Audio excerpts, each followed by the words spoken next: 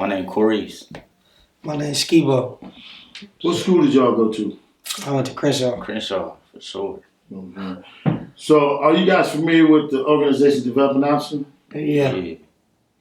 You what is your familiarity with Developing Option? I know it's a non-profit organization to help the youth, keep you out of trouble, away from the gangs, focus on football, sports.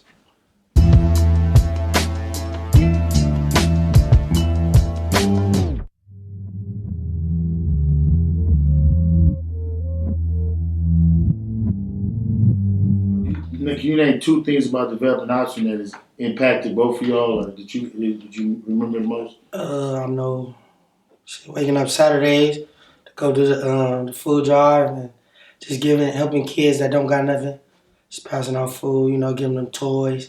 After practice, if you're struggling in school, BC will pick you up, we go to the shop, do your homework.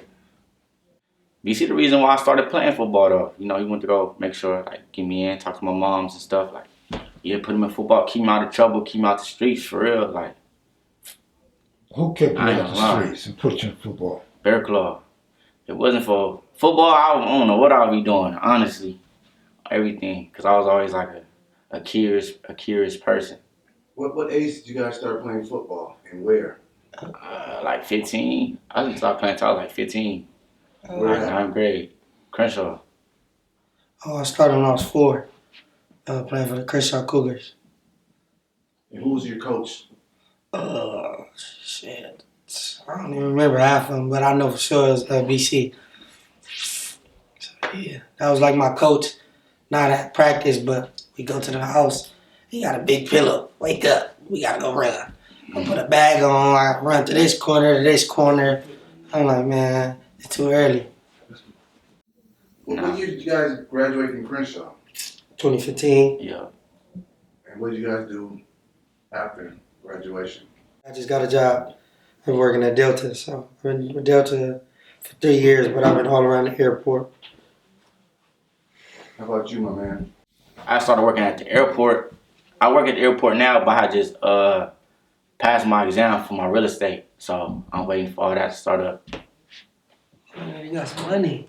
Not yet, man. What you think your impact of just growing up with Bearclaw and having somebody to talk to, and also adding to that, what was the call to the streets that football was able to keep you out of? What helped you? What were some of the things that were said by different men that helped you? Because we all gonna be influenced by the streets. Yeah. It's just natural. There's gangs all around us. What helps you not just go full on this is what I'm gonna do? Everybody's saying it ain't what it seems. For us, main thing I hear, it ain't what it seems. Everybody, and I just be looking at that I take it into perspective. Are any of the kids in your circle, your friends, did any of them join gangs? Oh yeah, for sure. What gangs did they join? For sure, 6-0, 40s. Them the main ones. And what's the reason why you didn't follow suit? Because I got my own mind, for real. Plus football kept me out of it. I was at practice all day, there's no time to go into the streets. You tired, man, I'm about to go to sleep, wake up in the morning, go back to school. It's the same process, so. How about you, my man? I got a lot of family. I mean, I grew up around it, but it's how you're born into it, but you're not really, take the extra step to go handle it. You grew up around what? I grew up around gangbanging, Bearclaw. I got family like him. I got his friends, grew up around them, just listening to them. It was man, they made it seem just hearing the conversations, man, that shit seemed fun. Fuck it, why not try it? But at the same time, he also told me, bro, I did enough gangbanging for you your whole life, so you don't really have to do that path. I mean, it's cool, but, it's other ways in life. So, But you see all your friends and road dogs gangbanging. Why didn't you go that route? What was going on in your life by their gangbanging? What are you doing? I was a bad kid, so, I stayed in trouble, but one day, it was finna go happen. I was finna go get put on. and I seen, this brown van pull up. I look, I'm like, fuck. I see BC. I get in the car, I get fucked up. I gotta go to Crenshaw, I gotta go talk to G-Man about the situation. And he like, man, like, what is you doing?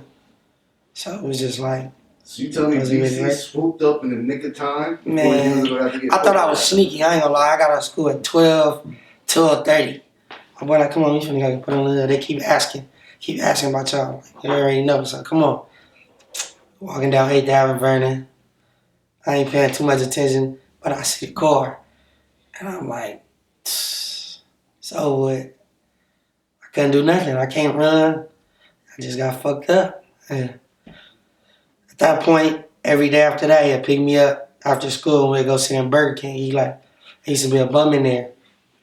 And he'd just be talking to us, like going crazy. And he made me order the same thing. I want to say we went to the Burger King like 3 weeks, back to back every day.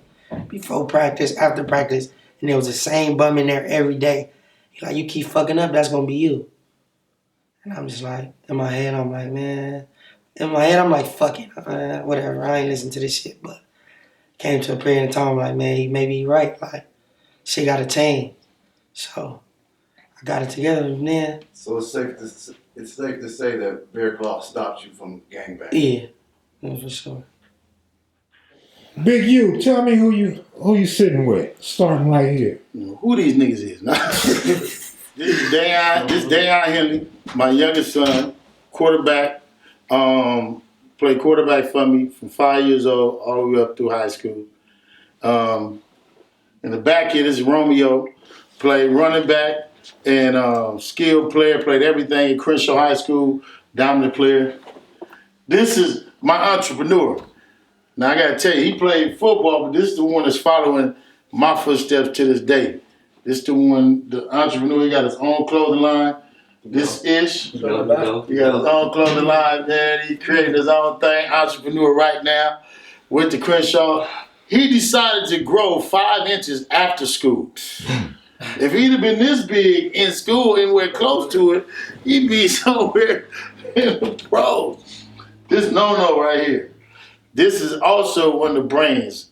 He's an entrepreneur and business partner with Ish. And he played football, Crenshaw High School, graduated from Crenshaw High School, got him a scholarship. What school you going to? I go to Cal State Monterey Bay. Cal State Monterey Bay. And this one right here, bet your money on. This might be the mayor in a couple of years. Now right here, this is Nigel. This is the first one out of all of them to get a UCLA scholarship offer in eighth grade. You know what I'm saying? He got a UCLA scholarship offer in 8th grade. Coach called my house one night and made it offer on me, a great football player. Now he's at UCLA, one of our kids. In that line, we got David Yuri, who played for me.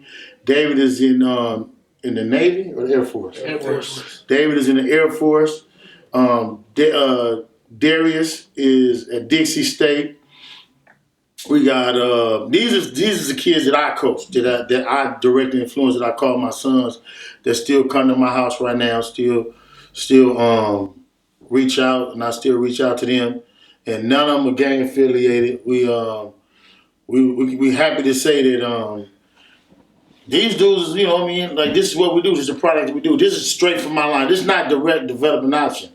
But, you know, these men can talk to you about their life and what we was able to get them and what Crenshaw was and what Crenshaw High is all about. Playing for Big U and being mentored by Big U, how do you think that impacted your life as opposed to if you went to another football or another school program? Well, personally, like, I really liked football when I first started. He'll tell you, I hated football. I told him I'm trying to quit. Tried to quit 3, 4, 5 times. Had an asthma attack. He didn't carry me up a hill during the workout before. So, like, playing under him and, like, having an impact over my life, I feel like it kind of gave me, like, the mindset of, like, not having an excuse. So having somebody that never really gives you, like, a way out, you're going to figure it out. And that's kind of the attitude I took from him all the time. Like, versus going to the school, I was supposed to go to Westchester, not Crenshaw. Like, I chose Crenshaw. My dad wanted me to go to Westchester. I feel like I learned how to be hungry at Crenshaw. I learned how to like really become motivated. I learned how to like cancel out excuses. Like every time anything went wrong, like I don't got nobody around me that's making an excuse. Like Unc don't make no excuses. He just get it done. He don't really complain. He just gonna get the job done. So I feel like as a man, as I grew up, as I learned how to be a man, I never really looked to like make any excuses. Like no matter what I was doing, I just tried to like get the job done. If any of your friends' parents, single mother or single father, ask for your advice or what a good program would be for their kids to become a part of, would you say developing options or the Crenshaw program that Big U's part of? I mean, yeah, like the proof in the pudding. He got 5 young men in here and many more just across the state who like came into the system. We all learned how to become men, and beyond that, we learned how to become like businessmen. Like we got bred in this system versus anywhere else. It's like you gonna learn how to become a student or like an athlete. Like we gotta learn like real life tools. Like I feel like coming up, all my friends, we all like took something different from like the system, and we took that and we manifested it in like our own ways. And then we come out together. We got entrepreneurs in the room. We got college student athletes. We got just student athletes in general. We all got our hands in some type of form of business. We all under the age of like 21. We all working on a business. We all working on trying to really like take things over because all our older like mentors and stuff, that's all we see. Like all of our people are entrepreneurs, all our people ownership. That's what we're taught. So it's like in the system, you can't even be a bum. Like we don't really do bums over here. Like everybody got to do something. And even if you get into trouble, like we don't really believe in like counsel culture. Like if you get into some problems, like we still take you in, we help you out. Like we don't.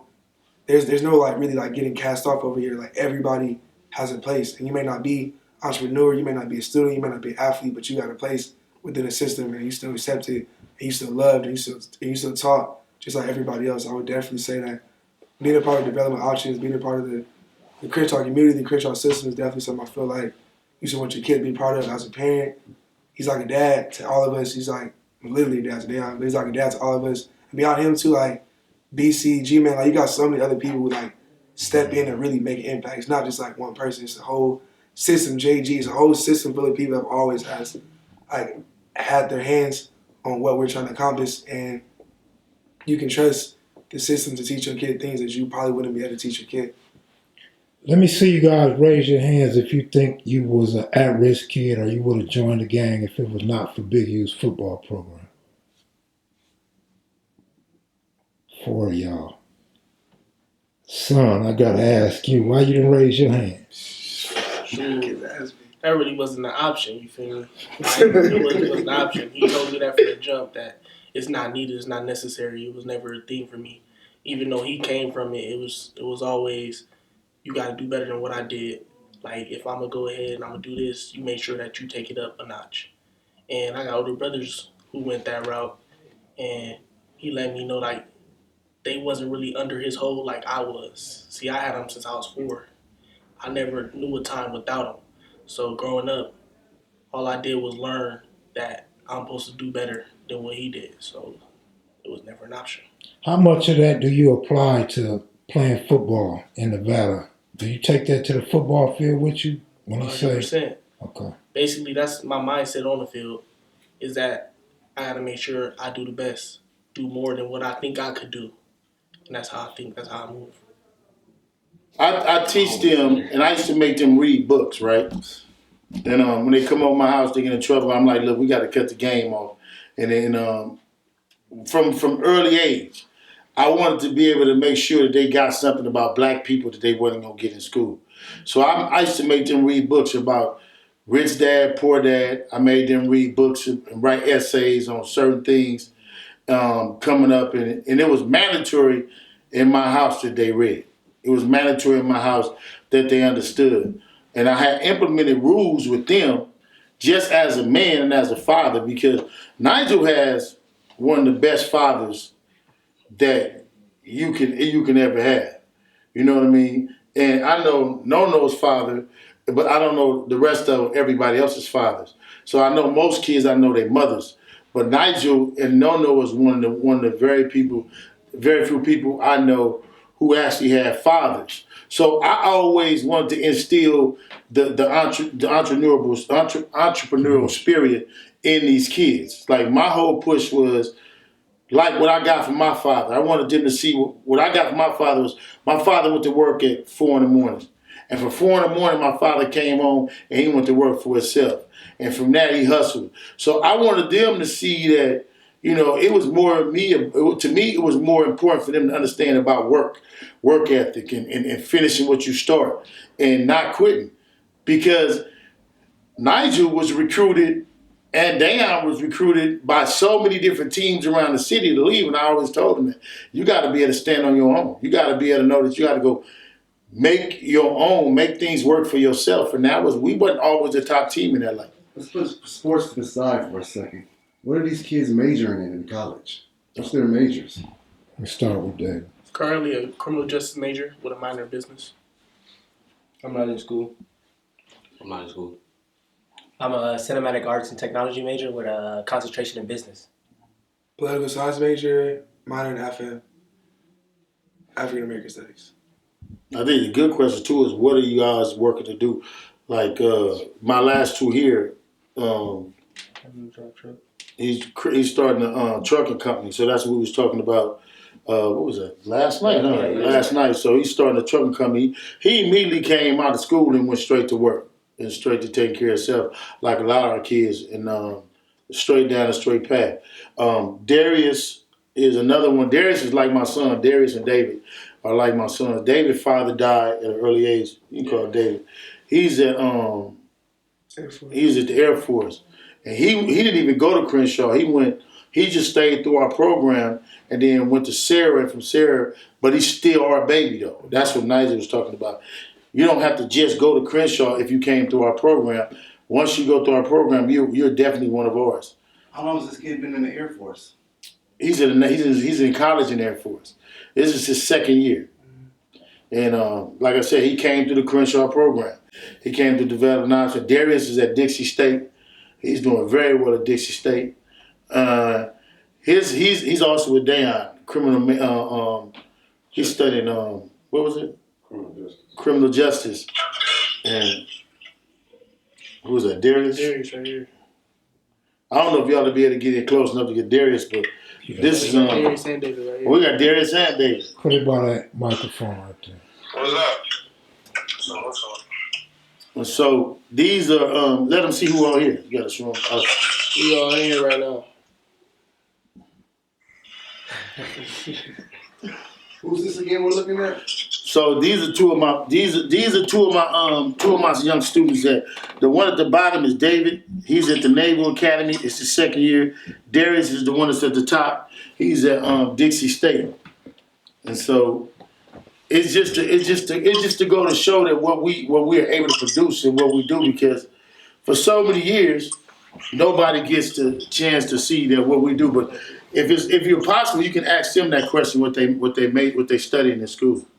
Darius, what are you studying at school, bro? And what school is he at? I'm studying college with a minor in psychology and social justice. And what school is that? Dixie State. And how about you, David. I'm studying business management, space missiles, acquisitions at United States Air Force Academy. Have him explain that Naval Academy. Is he going to go off to the Army somewhere? I mean, the Air Force somewhere after college? 5 years after I committed as an officer in the United States Air Force, and then I can go in and network out. So all the graduates go here. So he gets a free ride in college, but then he owes the military 5 years. But he also makes he also has ability. He's buying property right now. He's looking into buying property and buying franchises with the money that he's going to get while he's in school. So he's actually amassing a savings, and he's looking to start investing that right now. So that's last conversation me and him been having about how he want to invest his money that he's making while he's in college. When you guys were coming up, you guys knew about this man's reputation. Did you guys ever get intimidated with Big U as kids coming up through Pop Warner High School by his reputation? Not at all. Not because he what he was dealing with us was football in school. We were going off of what we saw and what we learned. It's for everybody? That's for everybody.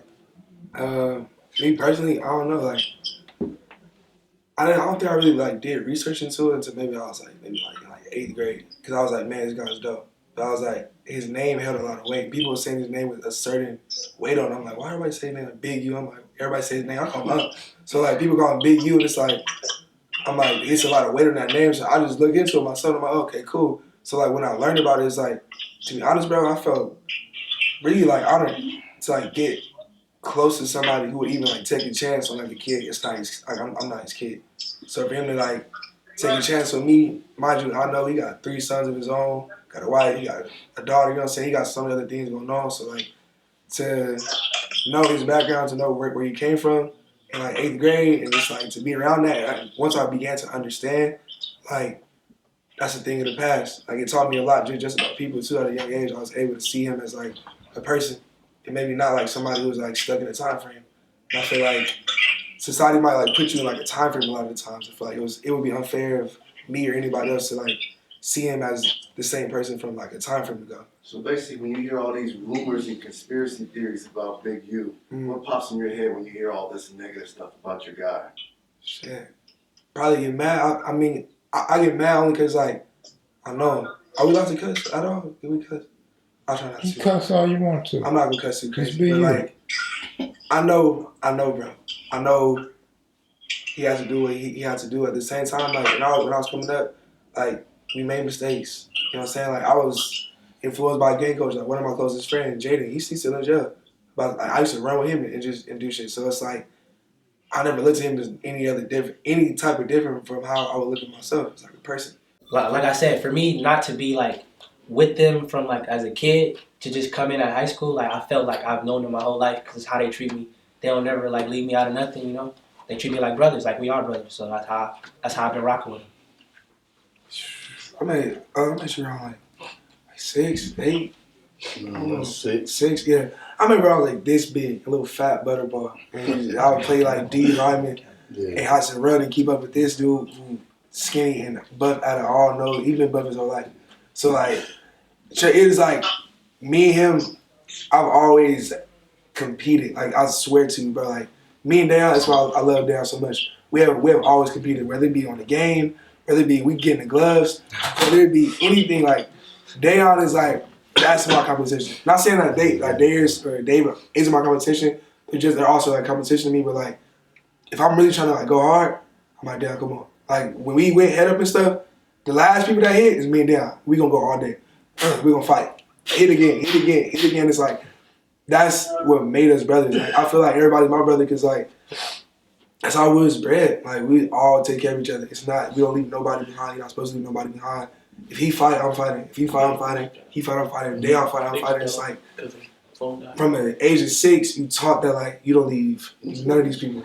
Like this is your tribe. This is the people you rock with. This is who you're gonna take care of. And it's like we lose games together. We win games together. We get cheated by refs together. Like we just become a part of like this family. You guys call him Punk. When you guys have problems, is he someone you can go talk to? Is he open to communication? Is he judgmental? How is he? You want me to keep talking or somebody else to talk? You can keep talking. Nah, he for sure gonna keep it real with you. He ain't gonna sugarcoat. Yeah, yes, man. If you doing some stupid stuff, he gonna tell you stupid. You know? But he gonna give you the real. Like he's not gonna sugarcoat nothing. He gonna give you the raw information. It might not be what you're looking for, or it might be some good advice, but you could take it and run with it. But he ain't gonna hold back. And I appreciate that because there's not a lot of people like that, you know? Well, you gotta ask them too. When did they first meet him? Because these is our babies. Hey, Darius, David, the question is, when did y'all first meet my dad and what was the impression? Wait, repeat it. When y'all first met my dad, what was y'all first impression? And when was that? When we was like, it was 6, 7. It was a fun impression. It was a good impression. Like we always had fun when we was young. Until we got older, that's when that. Joe, that's the son. Go run the hill. We used to always go over there. Clean my house up. Clean my house. That's what I'm saying. It turned to waking up early mornings to morning.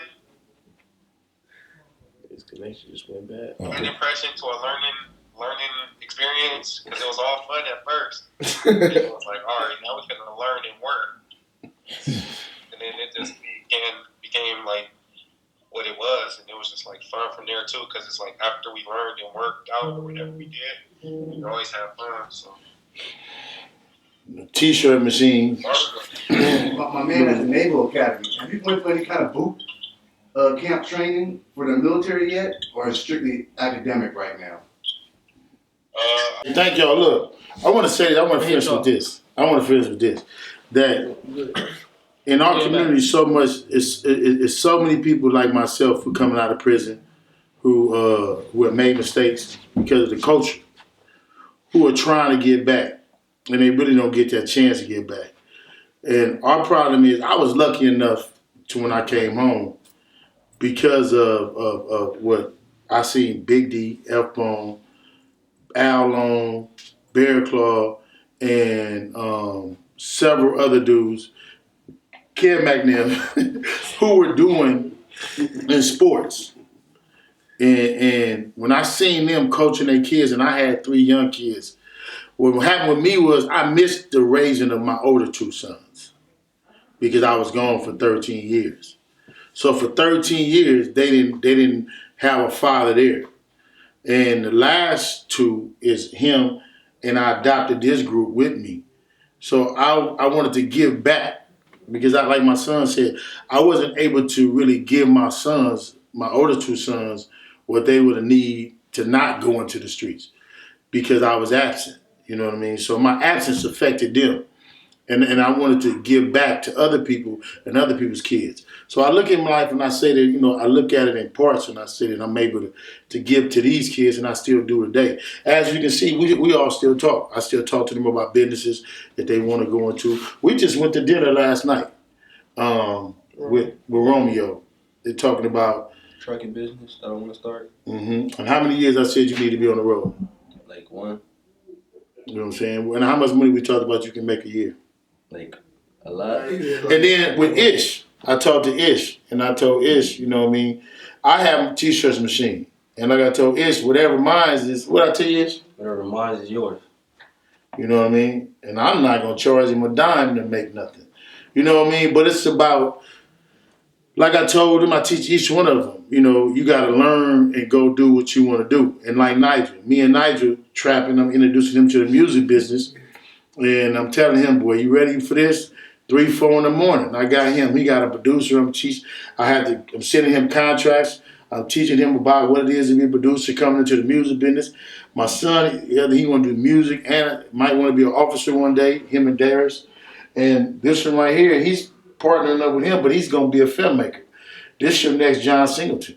And so, you still shooting? Yeah, absolutely. Right. He's still in history. So he already, and like I say, I've been encouraging him. So what I do is I try to encourage kids to keep doing what they're doing in the nature of what I do with anybody else. You know what I mean? I come in, if this is what they want to do, and if something positive, I tell them, don't let nobody stop you from doing nothing positive.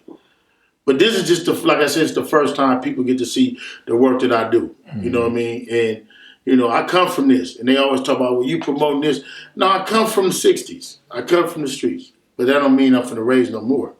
You know what I mean? I got little homies that bang full time, that played football for me and came up in the streets too. I still embrace them. I still got to associate with them to try to help move them from that and into something new. I got these babies, and they have a little bit more support, and I'm able to move them. So it's like people who fall down and make that step, they still need the help to continue to move on.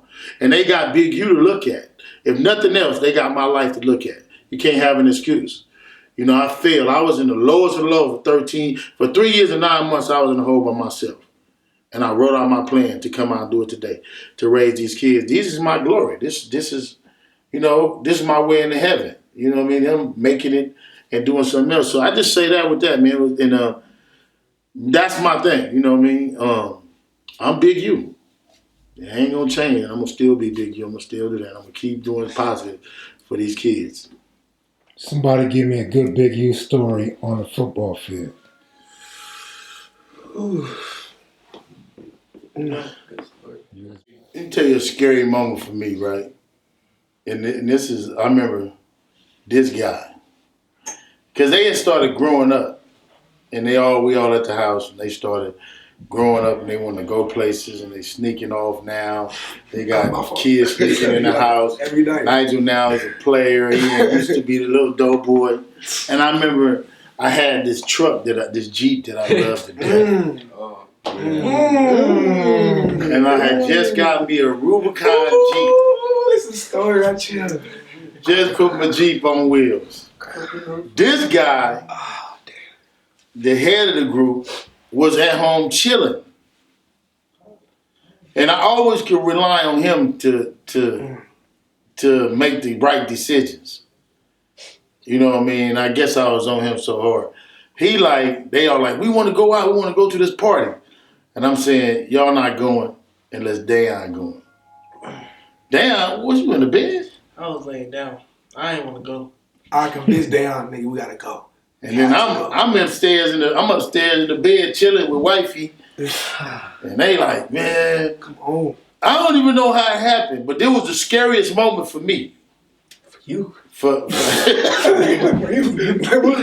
you know, it was my father moment when I started realizing, like, dang, these dudes is really growing up. Because it was scary because they had left. They talked me into letting them go. I said, only if he go. Then he like, well, I don't want to go. Then I'm like, well, they ain't going. I went back upstairs. He come and said, oh, I'll go. So I'm saying, yo. What happened? What happened? What happened? First of all, Nigel was talking to James. Nigel convinced James to come. James called himself an Uber with Noel. Noel and James tried to get out the house. They got caught. They came back, and my dad was like, I'm not going nowhere unless Dayon go. Yeah, because James always making bad decisions. I'm like, I'm not going. I'm not going. It's over with. They said, bro, we can ask him, but you got to ask him. So they went up there, and they asked him, and they was like, how we going to get there if we go? My dad was like, Dayon could drive the Jeep. That's when I was like, you know what?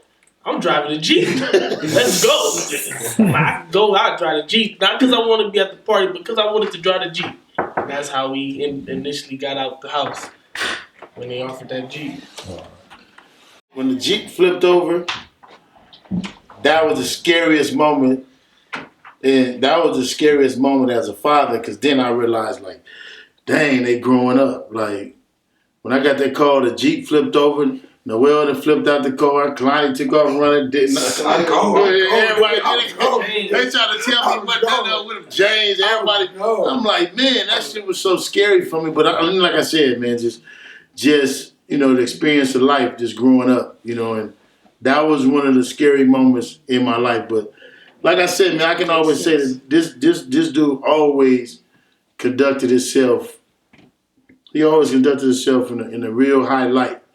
And I'm proud of that. And I'm always proud to say that when I talk about him, because I put a lot of pressure on him to grow up and be a kid, but let me grow up and be a man. I tell you, put pressure on me. I was in a conversation. I walked up the stairs into the room, and it was cool. We was having a good conversation. I forgot whatever it was about. But then out of nowhere, the mood switched, and you said, if you ever do drugs, I'm going to kill you.